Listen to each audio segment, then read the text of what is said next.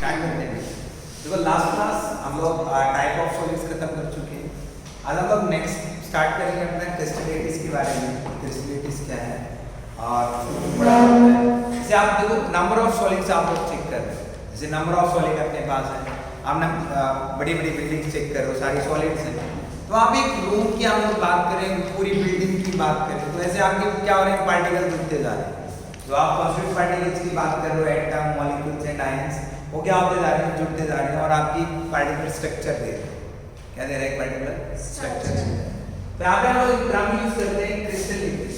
क्या drum use करते हैं, क्रिस्टलिटीज।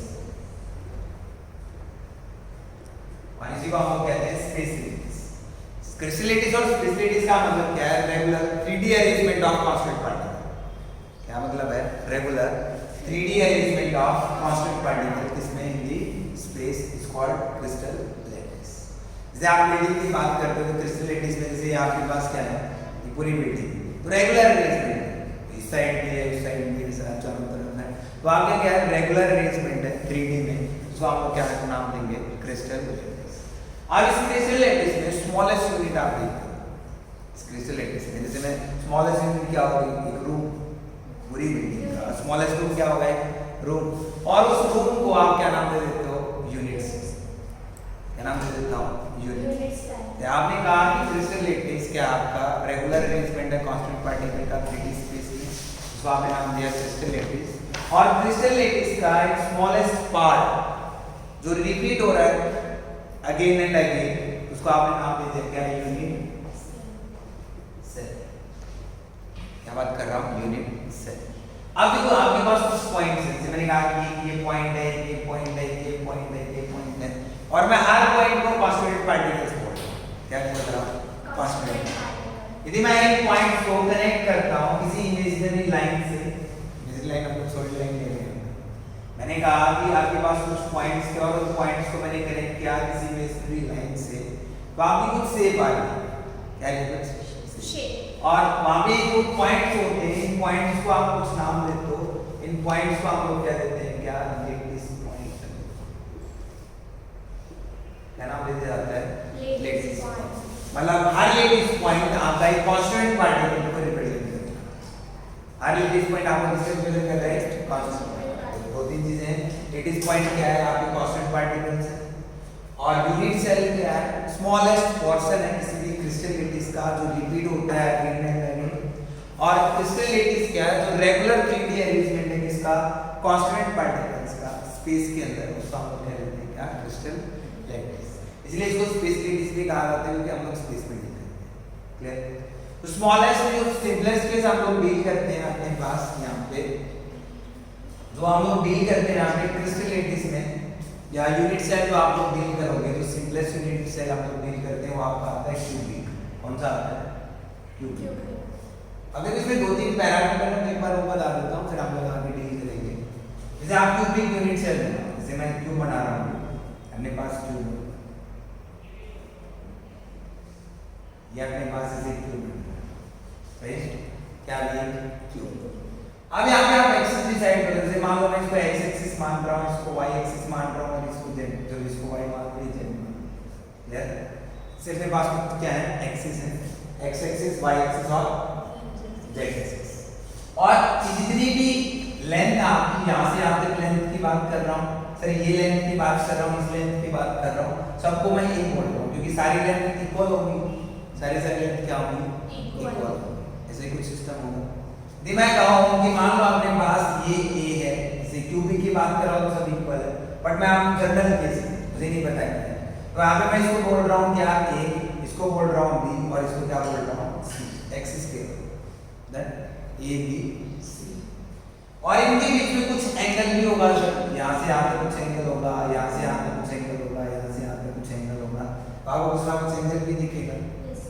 देखो ये आपकी X axis, Y axis, Z axis, आपके पास कुछ एक्सिस है जिनकी कुछ लेंथ है, तो उनको आप लोग कह देते हैं क्या, इंटर एक्सियल डिस्टेंस। क्या नाम दे रहा हूँ, इंटर एक्सियल डिस्टेंस। तो दो कांस्टेंट पार्टिकल्स की डिस्टेंस हम लोग डील करते हैं। दो कांस्टेंट पार्टिकल्स को जो लाइन कनेक्ट करती है, उस लाइन को हम लोग कहते हैं यहाँ पे क्या, एज लेंथ तो दो पार्टिकल्स को क्या कर रही है, कनेक्ट कर रही है। देखो इस पार्टिकल को इस कांस्टेंट पार्टिकल को कनेक्ट कर दिया, उस लेंथ को क्या नाम दे दिया, एल। सही है। और ये एस लेंथ से इंटर क्यों बोल रहा हूँ, एक पार्टिकल दूसरा पार्टिकल, क्योंकि मैं आपको फर्स्ट क्लास में क्लियर कर चुका हूँ इंटर और इंट्रा का मतलब।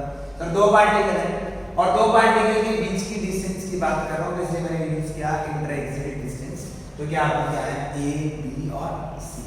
यदि मैं क्यूबिक की बात करता हूँ तो क्यूबिक में सी प्लस के से सारी साइड्स क्या होती हैं, बराबर होती हैं। तो यहाँ पे तो आपकी इंटर एक्सियल डिस्टेंस है, यदि मैं क्यूब की लिए बात कर रहा हूँ तो क्या आएगी, a equal to b equal to c आएगा नहीं, इंटर एक्सियल डिस्टेंस क्या आएगी, इक्वल आएगी। और जो इनके बीच में एंगल है उस एंगल को क्या नाम दोगे, इंटर एक्सियल एंगल। दो एक्सिस के बीच के एंगल का क्या होगा, इंटर एक्सियल एंगल। यहाँ पे टर्म आती है क्या, इंटर एक्सियल एंगल। किसकी बात कर रहे हैं, इंटर एक्सियल एंगल। अब देखो एंगल कौन से बन रहे हैं सर, AB के बीच में एंगल हो सकता है सर, BC के बीच में एंगल हो सकता है और CA के बीच में एंगल हो सकता है। और उन एंगल्स को मैं बोल रहा हूं अल्फा, बीटा और गामा। अल्फा, बीटा और गामा। अब देखो इसको आप सीक्वेंस से पढ़ लो, अल्फा बीटा गामा ऐसे पढ़ता हूं, इसको उल्टा पढ़ते हो। हमने से अरेंज किया ABCCA, इसको आप उल्टा अरेंज करो। उल्टा कैसे सर, जैसे मैं इसको बोल रहा हूं गामा बीटा अल्फा, तो AB के बीच में जो एंगल है उसको मैं गामा बोलूंगा, क्या बोलूंगा, गामा। और BC के बीच के एंगल को क्या बोलूंगा, बीटा बोलूंगा। और CA के बीच के एंगल को क्या कहूंगा, अल्फा।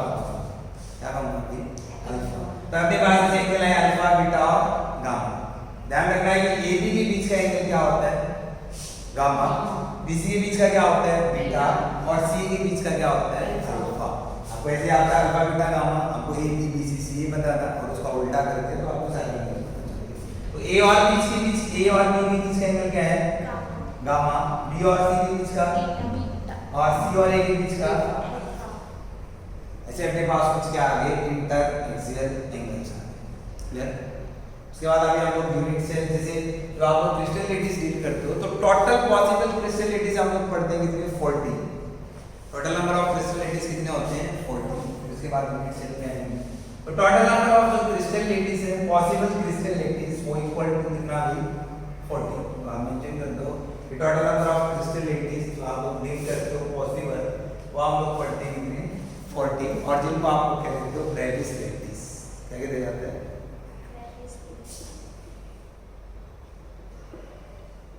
मैंने कहा कि जो total number of possible crystal lettuce है, जो पॉसिबल अरेंजमेंट्स हम लोग पढ़ते हैं, वो कितने हैं आपके, 40। और जिनको आप लोग क्या कहते हो, ब्रेविस। अब कोई 14 क्या क्या हो सकता है और उनके लिए शेप क्या क्या आएगी। जैसे मैं कहता हूँ कि कांस्टेंट पार्टिकल्स यहाँ पे यहाँ पे यहाँ पे यहाँ पे ऐसे कंबाइन करते हैं, ऐसे आप इमेजिनरी लाइन से उसको कनेक्ट करते हैं। तो यहाँ पे आपके पास क्यूब बन रहा है, क्या बन रहा है, क्यूब। हेक्सागन बन सकता है, पेंटागन बन सकता है, कुछ भी बन सकता है सर।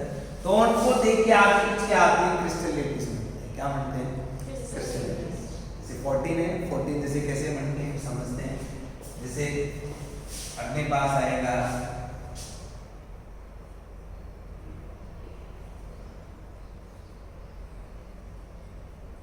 इनको नाम देते हैं। सी का मतलब क्या होता है, क्यूबिक। सी मतलब क्या है, यहाँ पे क्यूबिक। क्यूबिक यूनिट सेल आप लोग डील कर रहे हैं, क्या डील कर रहा हूँ, क्यूबिक यूनिट सेल।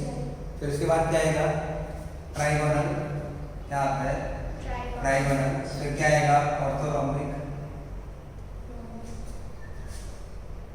फिर क्या आता है, रोम्बोहेड्रल।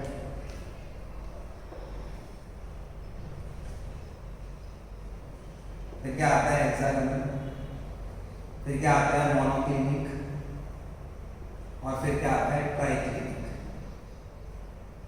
ऐसे अपने पास कुछ मंडे 1 2 3 4 5 6 और 7 क्या क्या है, क्यूबिक। क्यूबिक के बाद ट्राइगोनल, ट्राइगोनल के बाद रोम्बोहेड्रल या रोम्बिक आप कह सकते हो। फिर ऑर्थोरोम्बिक, क्या आएगा, ऑर्थोरोम्बिक। ऑर्थोरोम्बिक के बाद रोम्बोहेड्रल। फिर क्या आएगा, हेक्सागोनल। फिर क्या आता है, मोनोक्लिनिक। फिर क्या आएगा, ट्राइक्लिनिक। क्लियर। अब इनमें आप देखो, कोई भी आप सिंपलेस्ट केस देखते हो तो आपको एक यूनिट सेल दिखे, तो कोई भी आपको एक यूनिट सेल दिखे, सिंपलिसिटी के साथ के पास है। तो आपको कुछ पॉइंट्स के बारे में पता होना चाहिए। एंगल तो इंटर एक्सियल एंगल आपको पता है, इंटर एक्सियल डिस्टेंस के बारे में आपको पता चला। अब मैं कहता हूँ कि देखो ये जो आपके पास ये पार्टिकल जो यहाँ अरेंज्ड है, इनको मैं क्या बोल रहा हूँ, कोऑर्डिनेट। क्या बोल रहा हूँ, कोऑर्डिनेट। देखो यहाँ पे कॉन्स्टेंट पार्टिकल्स कहाँ हो सकता है, वो आप सोचो कि कोऑर्डिनेट हो सकते हैं। तो टोटल नंबर ऑफ कोऑर्डिनेट कितने हैं, 8। और इसी में टोटल नंबर ऑफ फेस कितने होंगे, जब हम लोग फेस की बात करते हैं तो फेस कितने होंगे, 1 2 3 4 5, एक ऊपर एक नीचे, मतलब यहाँ पे कितने होंगे, 6। टोटल नंबर ऑफ फेस कितने हैं, 6। आप उनसे स्टडी करो, 1 2 4 ऊपर कॉर्नर है, 4 नीचे कॉर्नर है, तो टोटल कॉर्नर कितने होंगे, 8। फेस काउंट करो, 1 2 3 4 5 6, टोटल नंबर ऑफ फेस कितने होंगे, 6। उसके बाद मैं एज की बात करता हूँ, किसकी बात करता हूँ, एज। देखो एक एज, 2 एज है, 3 एज। यहाँ से कितना हुआ, 3। वहां से कितना हुआ, 3 कैसे हुआ, ये तो आ गया 2। यहाँ से कितना होगा, 2। अरे आप ऐसे कंसीडर कर दो ना, 4 ऊपर है, 1 2 3 और 1 4 ऊपर है, और 4 ही कितनी है, नीचे कितनी हो गई, 8। और उन 4 नीचे 1 कनेक्ट कर रहे हैं, 2 कनेक्ट कर रहे हैं, 3 और 1 4, टोटल एज कितने हैं, 12। यहाँ पे मैं लिखता हूँ बेसिक चीज का आपको बताओ नीचे, टोटल कॉर्नर हम डील कर रहे हैं, कॉर्नर कितने हैं सर, 8, मतलब 8 कांस्टेंट पार्टिकल कॉर्नर पे आ सकते हैं। उसके बाद मैं फेसेस की बात कर रहा हूँ तो टोटल फेसेस कितने हैं, 6। उसके बाद मैं एजेस की बात कर रहा हूँ तो टोटल एज कितने हैं, 12। चीज आपको बताना चाहिए, टोटल नंबर ऑफ कॉर्नर कितने हैं, 8, फेस कितने हैं, 6, एज कितने हैं, 12। तो प्रॉब्लम है। अब देखो ये जो भी ट्राइगोनल ऑर्थोगोनल, यहाँ पे रिलेशन पूछता आपसे इंटरएक्सियल डिस्टेंस, किसका, इंटरएक्सियल डिस्टेंस, और किसका, इंटरएक्सियल एंगल का। बहुत ज्यादा क्वेश्चन है यहाँ पे जेईई में।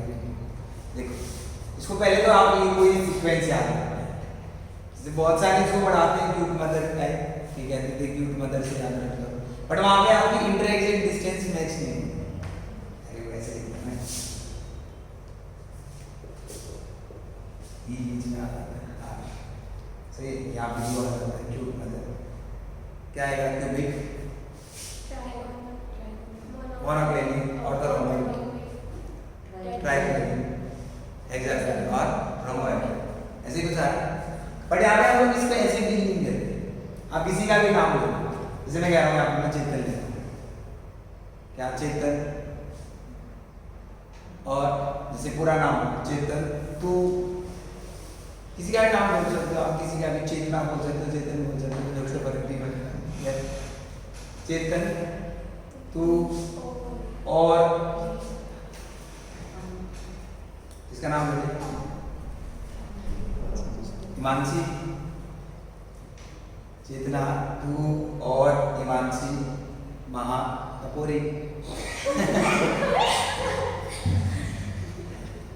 दोबारा किसी का भी नाम बोल सकते हो, कोई प्रॉब्लम नहीं है। जैसे क्या, चेतना, तू और हिमांशी, महा कपूरी। अब एक पूरा सीक्वेंस याद है, और ये सीक्वेंस याद हो गया तो आपको इंटरएक्सियल डिस्टेंस, इंटरएक्सियल एंगल रखने नहीं पड़ेगा। कैसे, देखो ये मैं इंटरएक्सियल डिस्टेंस की बात करता हूँ, यदि मैं इंटरएक्सियल डिस्टेंस को अरेंज करता हूँ तो आपको पता है कि इंटरएक्सियल डिस्टेंस ए बी सी सारी बराबर हो सकती है। जैसे मैंने लिखा a equal to B equal to C, B का केस हो सकता है। उसके बाद मैं कहता हूँ कि a b के बराबर है बट c बराबर नहीं। उसके बाद मैं कहता हूँ कि a not equal to b not equal to c है। तीन केस आ गए, तीन की आपको सीक्वेंस पता चल गई। ये आपको वैसे ही आता है सीक्वेंस में, ये आपको पता चल गया a equal to b equal to c, a equal to b but b not equal to c, a not equal to b, b not equal to c। फिर इसके बाद मैं कहता हूँ फिर से a equal to b equal to c, फिर से मैं कहता हूँ a equal to b not equal to c, a not equal to b not equal to c और a not equal to b not equal to c। सही है, तो problem ऐसे आपको क्या पता चल गया, सबकी इंटरएक्शन डिस्टेंस पता चल गया। इक्वल थे फिर c इक्वल नहीं हुआ, फिर कोई भी इक्वल नहीं हुआ, फिर इक्वल थे फिर c इक्वल नहीं हुआ, फिर कोई भी इक्वल नहीं हुआ। मैं इसी बेसिस पे सीक्वेंस बनाएंगे, यहाँ पे एक एंगल लिया। फिर उसके बाद मैं बात करता हूँ इंटरएक्सियल एंगल, इसकी बात कर रहे हैं एंगल। अब देखो यहाँ पे अल्फा बीटा गामा हम लोग डील कर रहे थे, क्या डील कर रहा था? Alpha beta gamma. First three case उठाओ, और फर्स्ट थ्री केस में alpha equal to beta equal to gamma equal to 90 degree. Alpha equal to beta equal to gamma equal to कितना होता है? 90 डिग्री। फिर यहाँ पे आके यहाँ पे क्या होगा सर? यहाँ पे alpha equal to beta, alpha क्या होता है? इक्वल टू बीटा, और क्या होता है आपके पास? इक्वल टू, ये तो आपके 90 डिग्री के मिलेंगे, कैसे मिलेंगे? 90 डिग्री। और जो आपके पास गामा है वो कितना मिलता है? 120। मैंने कहा कि अल्फा इक्वल टू बीटा 90, यहाँ पे गामा हटा दिया, ये कितना आ गया? उसके बाद मैं कहता हूँ कि आपके पास अल्फा और गामा उठा लो। अभी ये अल्फा बीटा लिया था, अभी किसको दे रहा हूँ? Alpha gamma. अल्फा गामा तो आपके 90 के होते हैं, किसके होते हैं? 90, बट बीटा 90 का नहीं होता, ऐसे हम लोग देखते हैं। मैंने कहा कि अल्फा गामा आपका 90 है, बट बीटा आपका क्या नहीं है? 90। क्लियर? उसके बाद हम लोग बात करते हैं यहाँ पे लास्ट केसेस, जैसे अल्फा, ये हम लोग डील कर रहे हैं, alpha equal to gamma equal to 90, और गामा बीटा कितना हो सकता है? 120। कितना हो सकता है? 120। और यहाँ पे हम लोग यूज कर रहे हैं कि अल्फा बीटा गामा कोई भी 90 डिग्री ना हो। ये तो कुछ केसेस होते हैं ना, alpha equal to beta equal to gamma, सही है? जैसे हमने क्या कहा कि फर्स्ट थ्री केसेस में सारे 90 डिग्री, फिर आपने अल्फा बीटा उठाया, फिर आपने क्या उठाया? अल्फा गामा उठाया, फिर आप अल्फा बीटा चेक कर रहे हो, बीटा 90 डिग्री और एक में एक भी। क्वेश्चन कैसे पूछता है कि ऐसा कौन सा क्रिस्टल है, लेकिन हम कौन सा यूनिट सेल है जिसमें ना तो आपकी इंटरएक्सियल डिस्टेंस इक्वल होती है और ना ही आपका इंटरएक्सियल एंगल इक्वल होता है। ये 90 डिग्री किसका एंगल है? देखिए यहाँ पे मैं कहता हूँ पॉइंट इक्वल। यदि मैं आपसे क्वेश्चन पूछूं कि ऐसा कौन सा क्रिस्टल यूनिट सेल है, क्रिस्टल का ऐसा कौन सा यूनिट सेल है जिसमें alpha beta gamma equal to 90 है, बट इंटरएक्सियल डिस्टेंस एक भी बराबर नहीं है,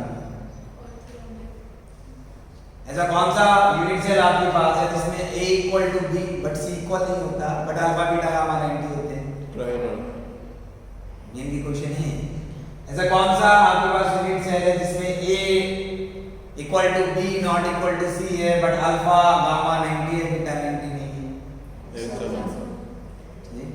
हो जाएगा। आपको ये बताना चाहिए, अब इसको जैसे आपको सीक्वेंस बनाना है तो सीक्वेंस याद रखो, इसके नाम बताने चाहिए। सी मतलब cubic, trigonal, orthorhombic, rhomboidal, hexagonal, monoclinic और ट्राइक्लिनिक। कोई प्रॉब्लम नहीं है? उसके बाद आगे बढ़ते हैं। देखो सिंपलेस्ट यूनिट सेल हम लोग डील करते हैं यहाँ पे क्या? क्यूबिक। इसकी बात करते हैं क्यूब को उठाते हैं, क्यूब को डील करेंगे। बेसिक चीजें हम लोग पढ़ेंगे, नंबर ऑफ डायगोनल्स क्या है, फिर टाइप ऑफ क्यूब, जैसे हम लोग यूनिट सेल। तो अभी हम लोग यूनिट सेल को डिटेल स्टडी करेंगे, इसको स्टडी करेंगे यूनिट सेल। क्या था यूनिट सेल? एक स्मॉलेस्ट यूनिट थी, किसकी? क्रिस्टल, जो क्या हो रही थी? रिपीट हो रही थी over and over again, so आपने क्या नाम दिया? Unit cell. और यूनिट सेल जो हम लोग डिटेल में स्टडी कर रहे हैं वो कौन सा है? क्यूबिक। जैसे तो नंबर ऑफ है, और नंबर ऑफ में से कौन सा डिटेल कर रहे हैं? क्यूबिक। तो देखो आपने पास क्यूब बनाते हैं और क्यूब को डिटेल एनालिसिस करते हैं। देखो सॉलिड स्टेट में इमेजिनेशन बहुत ज्यादा मैटर करती है। सॉलिड स्टेट में क्या मैटर करती है? इमेजिनेशन। जैसे ये अपने पास क्यूब है,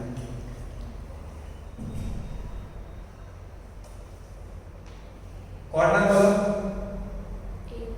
8 1 2 3 4 5 6 7 8। टोटल नंबर ऑफ कॉर्नर कितने हैं? 8। नंबर ऑफ फेसेस बोलो 6 1 2 3 4 5 और 6। तो टोटल नंबर ऑफ फेस कितने हैं सर? 6। रूम से हम कंप्लीट कर रहे हैं। टोटल नंबर ऑफ एज कितनी है?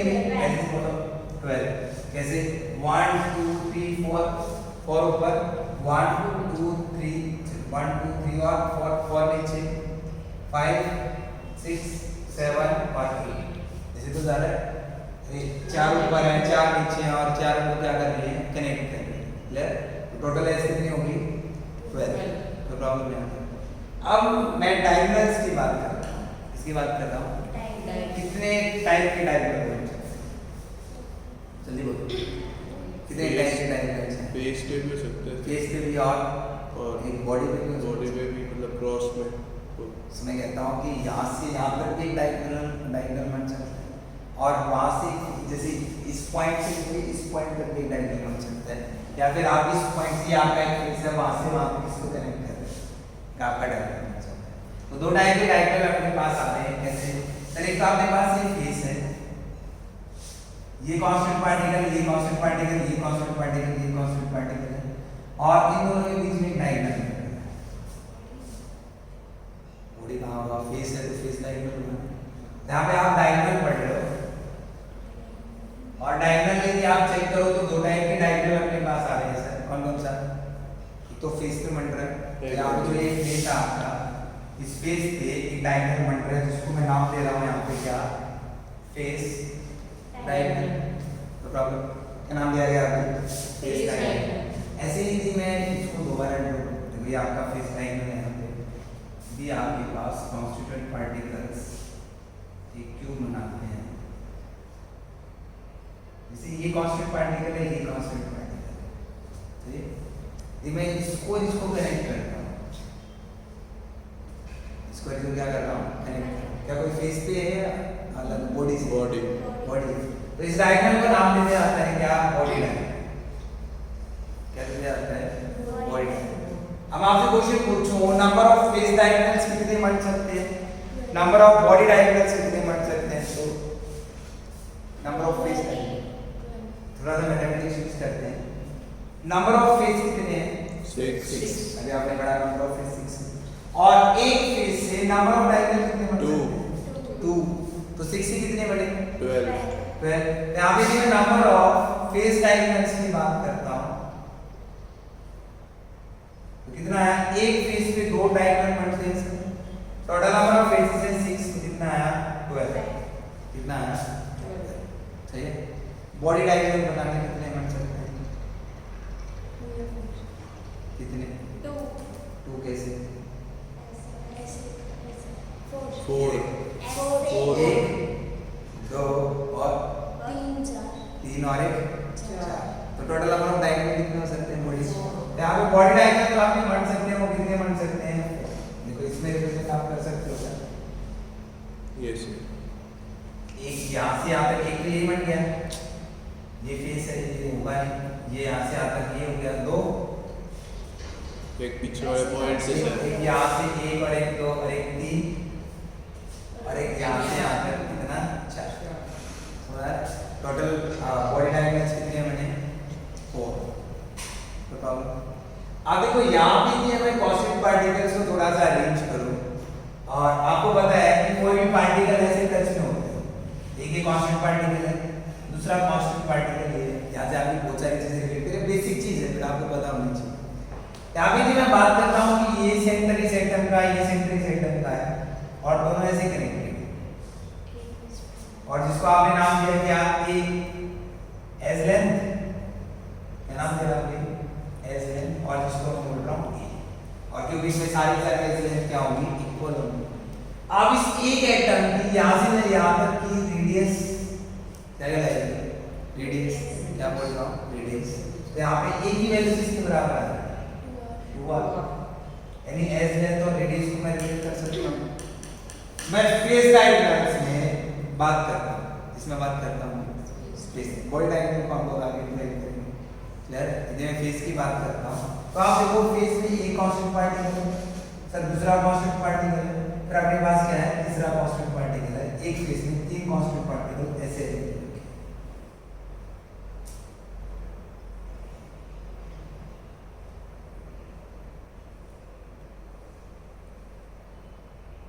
इसे तो आ रहा है ना, ये कांस्टेंट पार्टिकल, इसमें आप फेस की बात कर रहे हो, तो यहाँ से लेके यहाँ तक r, यहाँ से लेके यहाँ तक r, फिर यहाँ पे r और फिर r, 1 r 2 r 3 r और 4 4 आ रहा है ये। और इस लेंथ को मैं बोल रहा हूँ कुछ, अब नाम दो आगे हम लोग पढ़ेंगे तो क्या आ जाएगा? 4 r। क्या आ जाएगा? 4 r। अभी हम लोग क्या करेंगे? कांस्टेंट पार्टिकल्स को अरेंज करना सीखेंगे। क्या करना सीखेंगे? जैसे मैं कहता हूँ कि मान लो यूनिट सेल को डिवाइड करता हूँ, क्लासिफाई करता हूँ, या टाइप ऑफ यूनिट सेल मैं बेसिकली डील करता हूँ। यदि सारे कांस्टेंट पार्टिकल मान लो कॉर्नर पे आ गए, सारे कांस्टेंट पार्टिकल कहाँ है? कॉर्नर।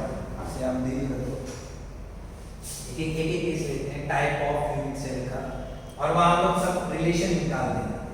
अगर यहाँ पे टोटल नंबर ऑफ डायगोनल पूछा जाए, कोई क्वेश्चन आपसे पूछ ले total number of possible diagonals in the unit cell जो भी 60 और पूछ ले डिवाइड करके 12 क्या आपके फेस डायगोनल और 4 क्या आपके बॉड डायगोनल।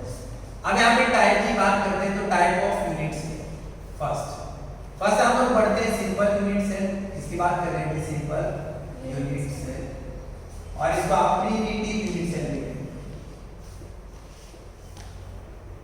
सही है।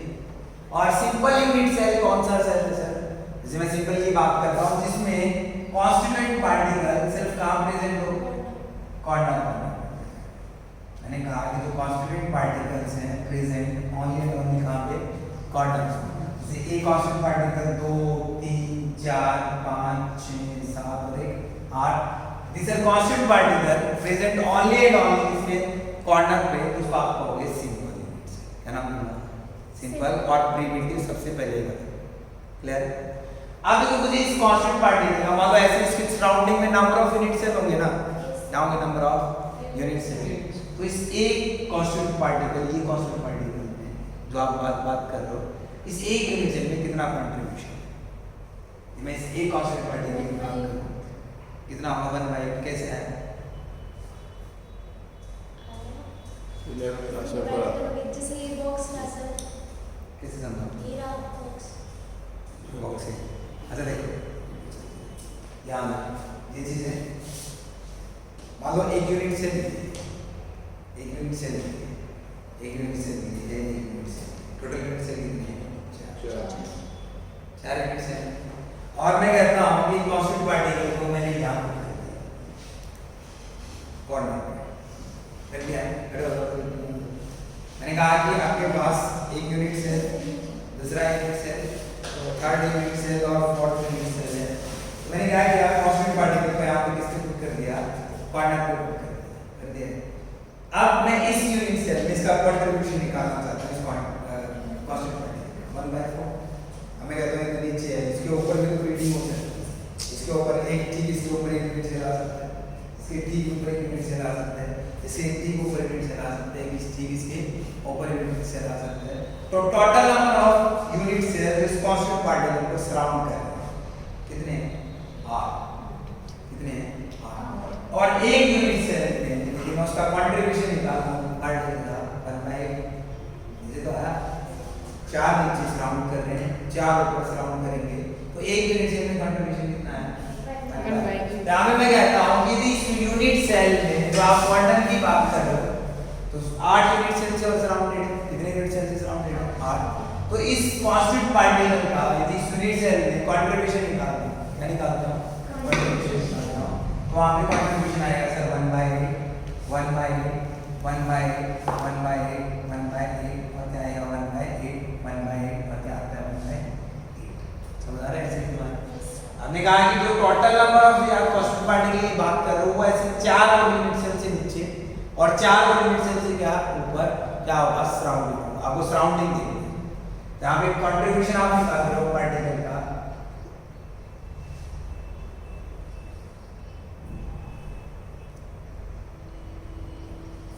एक कॉर्नर यदि हम बात करें तो कितना आ रहा है? बोलो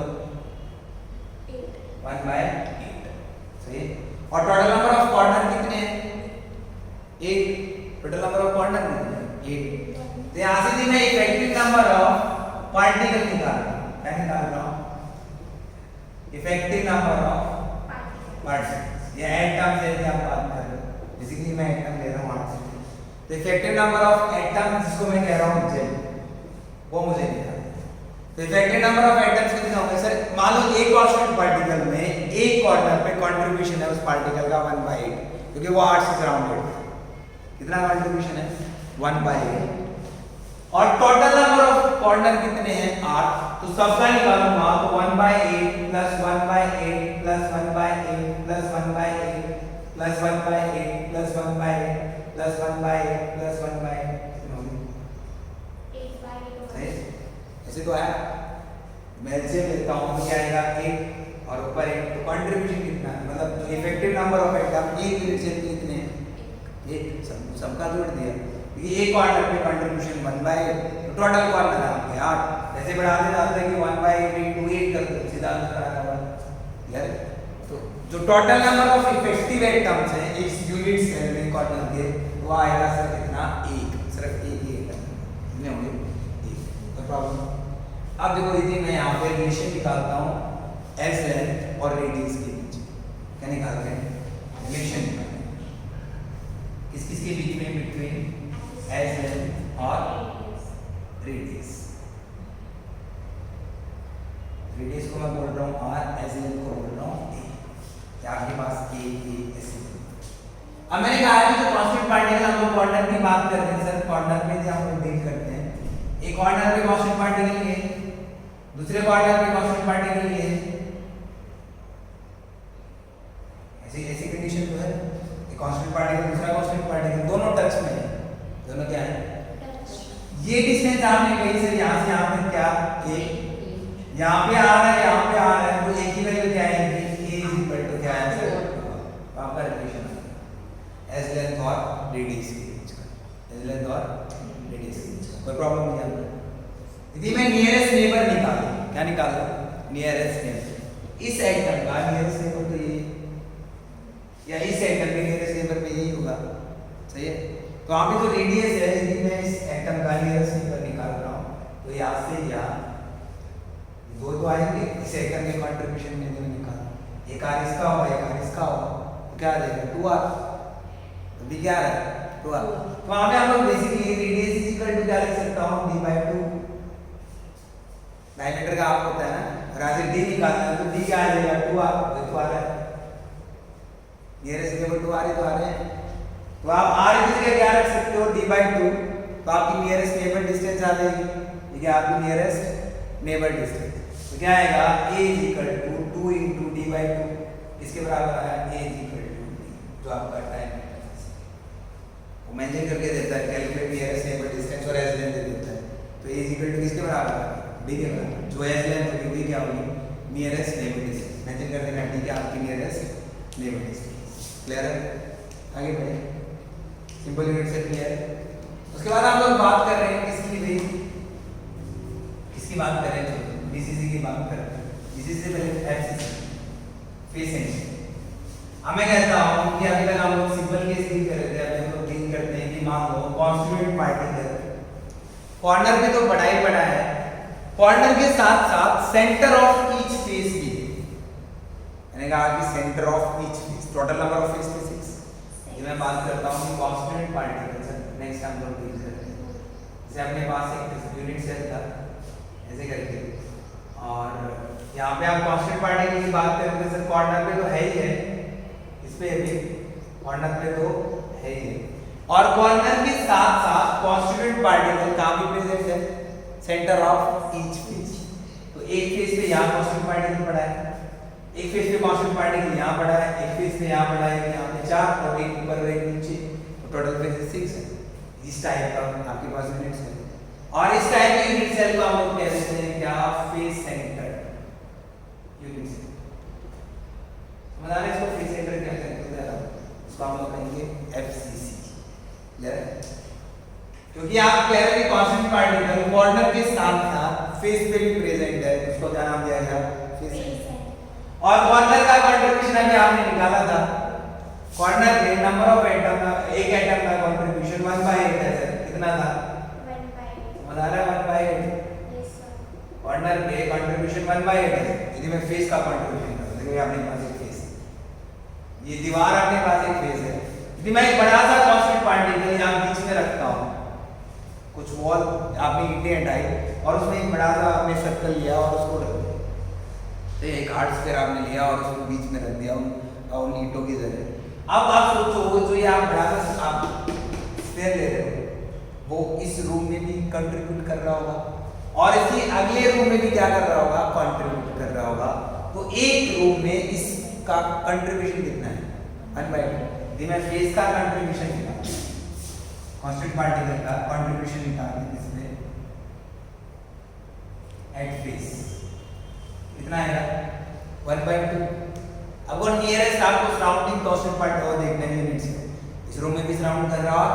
ऑक्सीलरी को डिस्काउंट कर रहा है तो कितना आया 1/2 कितना आ रहा है 1/2 टोटल नंबर कितना है टोटल नंबर ऑफ फेज कितने 6 तो फेज की वजह से पार्टिकल कितने आएंगे 3 तो यहाँ पे आएगा 1/2 टोटल नंबर ऑफ फेसेस है सर 6 कितना आया 3 कितना आ रहा है 3 कोई प्रॉब्लम क्वार्टर में कितना आ रहा था 1/8 into 8 equal to 1 equal to यहाँ पे इफेक्टिव नंबर ऑफ एटम पूछ ले तो बोलो इफेक्टिव नंबर ऑफ एटम कितना आएगा 1 plus 3 equal to 4 effective number of atom कितने हैं equal to 4 क्वेश्चन है ये सही है यदि मैं फेज ए और आर के बीच में रिलेशन निकालूं तो क्या आएगा बताओ रिलेशन क्या आएगा जल्दी बोलो ए और आर के बीच का रिलेशन एस लेंथ और रेडियस के बीच आप फेज से हालांकि मैं आपको बता चुका हूँ ये आपके पास कांस्टेंट पार्टिकल